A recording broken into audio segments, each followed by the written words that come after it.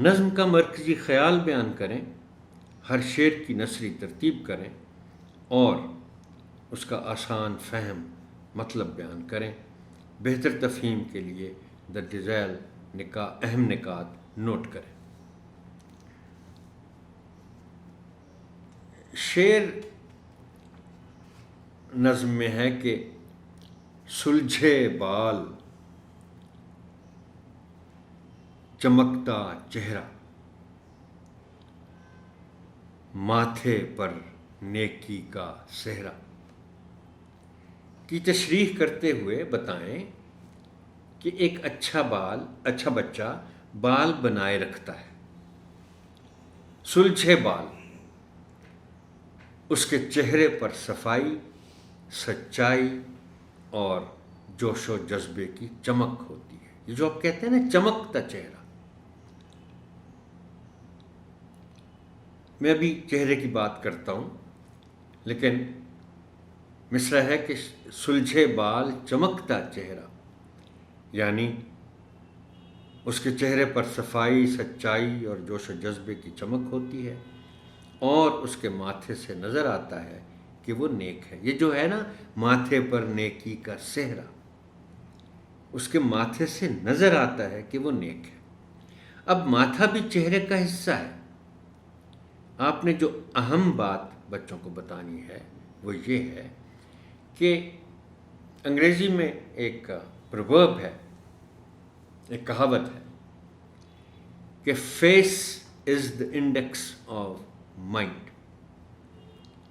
چہرہ دیکھ کر کسی شخص کا اندازہ ہو جاتا ہے کہ اس کی شخصیت کیسی ہے، وہ کس قسم کا آدمی ہے۔ Face is the index of mind.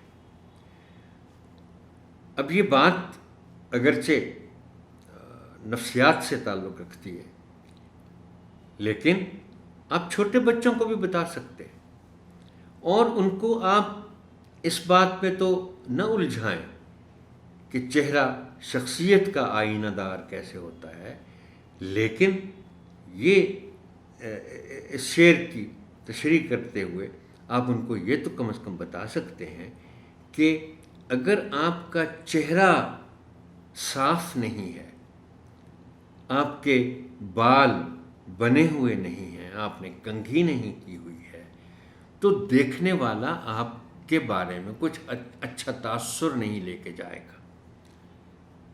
اور پھر یہاں سے آپ اشارتاً یہ بات بھی کر سکتے ہیں کہ اگر آپ کا چہرہ صاف نہیں، آپ کے چہرے سے پتہ چلتا ہے کہ آپ سچے ہیں، آپ میں جوش و جذبہ ہے، اور آپ کے ماتھے سے نظر آئے گا کہ آپ نیک ہیں۔ اس کے بعد ہے بات کرے تو خوشبو آئے۔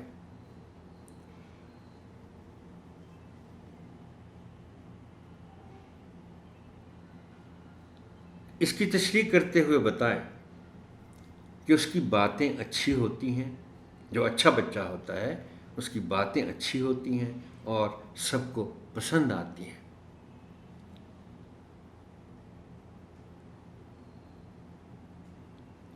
یعنی ایک اچھا بچہ اچھے لہجے میں گفتگو کرتا ہے، بڑوں کے ادب کو ملحوظ خاطر رکھتا ہے، اور وہ اس کی باتیں ایسی باتیں ہوتی ہیں جو سب کو پسند آتی ہیں۔ اس کا لہجہ اچھا ہوتا ہے، اس کے الفاظ اچھے ہوتے ہیں،